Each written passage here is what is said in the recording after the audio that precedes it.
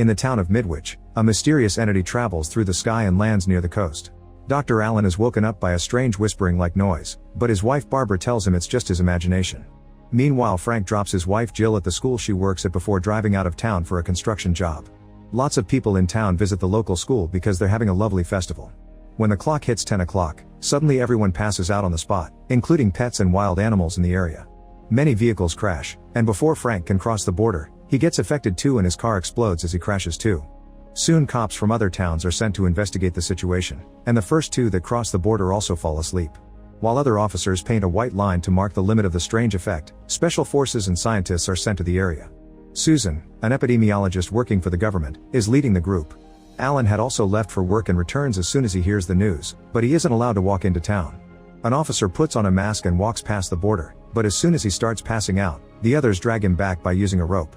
Alan wonders if this may be some kind of chemical gas, but Susan discards the idea, explaining the edges of the affected area are too exact. Suddenly the animals nearby start waking up, and exactly at 4 p.m., every person and pet in town wakes up with no idea of what happened. There are a few signs that time passed, like an overflowing tub and sadly, a man that burned down when he fell on his grill. The police and the special forces rush into town to carry on the investigation, and the locals get startled by men in hazmat suits scanning the whole area for clues. As she tries to clear her head, Jill sees a truck pass by with Frank's destroyed car and immediately understands what it means. Sometime later, Jill starts feeling sick at work. Callie visits Alan because she's feeling sick as well, and she can't believe the diagnosis. At church, Reverend George finds Melanie crying her heart out. It turns out all the women in town are suddenly pregnant, and in many cases they have no explanation as to why. Callie's husband Ben has been away on a work trip, and Melanie has never been with a guy. Soon Ben comes back from his trip, but he isn't happy at all because he thinks his wife has cheated on him. After learning that Barbara is pregnant as well, Alan goes to see Jill, who is also expecting. He brings some worrisome news: all the pregnancies seem to have started on the day of the blackout. This news spreads around town, and in the evening, all the locals gather at the meeting hall to discuss the issue. Some people think the babies are going to be deformed, but Alan assures them the tests have shown no abnormalities. Susan then makes a big announcement: if any woman wants to terminate the pregnancy, they're free to, but those who decide to keep them will have all prenatal expenses paid and get $3,000 each month. The only rule is to let Susan watch and study the children on a regular basis. She also offers a medical team for those women who choose the termination. Once the meeting is over, Jill checks on Callie and learns Ben is moving out because he doesn't believe her story.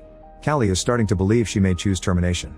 That night, all the pregnant women dream of themselves with big bellies while a mysterious blue light surrounds them. The next day, Susan is shocked to learn every single woman is keeping the baby. Time passes and the pregnancies continue as normal, so the women take the usual motherhood classes. One night they all start having contractions at the same time, so they are taken to a barn where Susan has set up a special maternity ward for the occasion. All the babies are born naturally at the exact same time, looking healthy and human. Ben even comes to be with Callie and their new son. Unfortunately, there's an exception. Melanie is feeling very sick and taken to intensive care, where she gives birth to a stillborn. Susan immediately takes the dead fetus away to a van, which is noticed by George. When he demands an explanation, Susan says she wants to do an autopsy later and that she didn't want the other mothers to see a dead baby. Sometime later, Alan meets with Susan to discuss their observations. There are a few interesting things, like the baby's hair being extra soft and their nails being narrower than normal.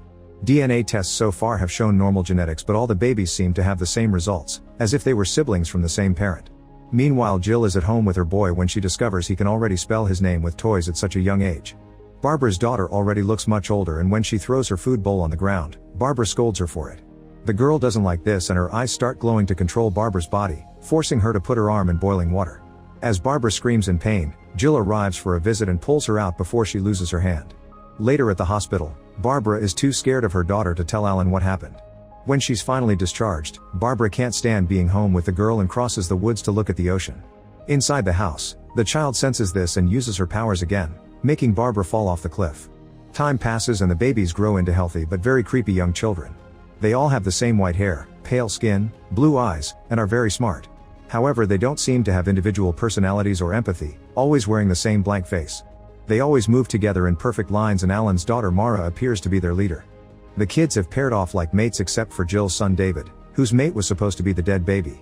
This has caused him to become the outcast of the group. Susan reports to the government that there have been many incidents in the community resulting in adults getting severely wounded or even dying, and it seems to be connected to the children, but there has been no physical violence involved. She wishes that Alan hadn't stopped helping her with the tests, but her priorities are still the same: to watch the children and follow their developing power since it's become a matter of national security. The government agrees to keep on funding her project. Sometime later, the children go to Susan's lab for their monthly tests. They admit they can read minds and that they're annoyed because Susan is trying to hide her thoughts by thinking of a wall. When an ophthalmologist checks a child's eyes, she notices a very strange color shift and gets so nervous that she accidentally grabs the wrong drops, causing the kid to scream in pain.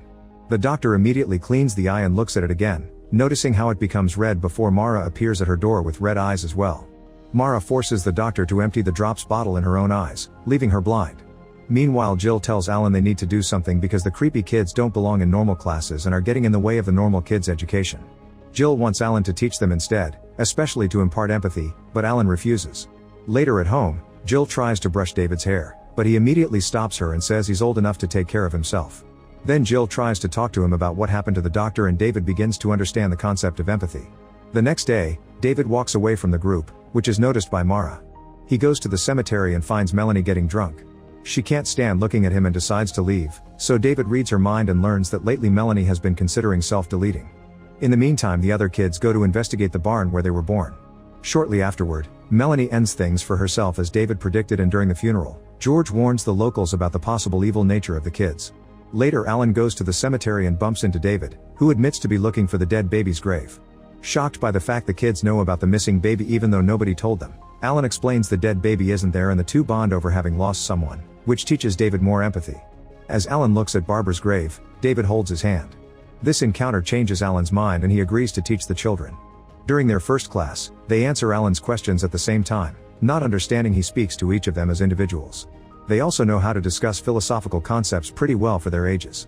Suddenly Alan is called by the principal, so he starts telling the kids what to do, but they don't let him finish. By reading his mind, they already know what books to grab and what chapter to read. They all move at the same time in perfect synchronization as if they shared a mind. While Alan is gone, the janitor comes to the classroom to tell the kids he's onto them and threatens them with his broom.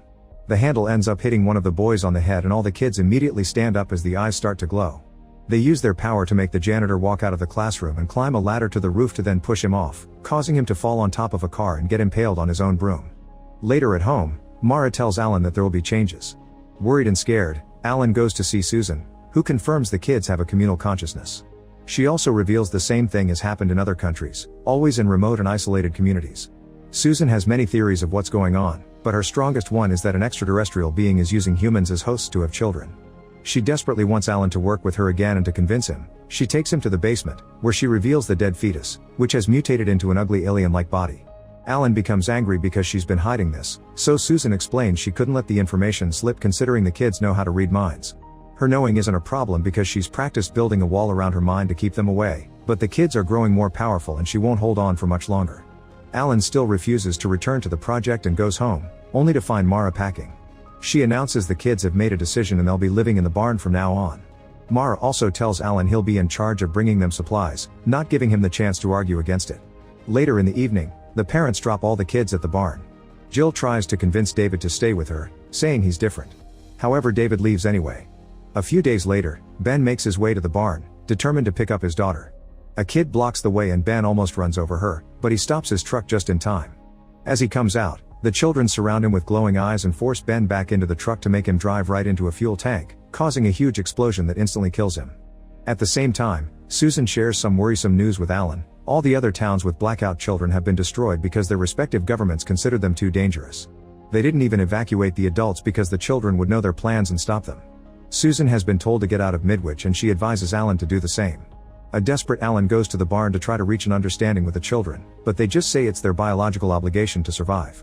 As the kids try to read his mind, Alan begins thinking about an ocean to block them out. Mara asks Alan to make arrangements to get them out of town tonight, and Alan pretends to agree before leaving. Afterward, Mara notices that David is thinking about the dead baby and calls him out for having emotions.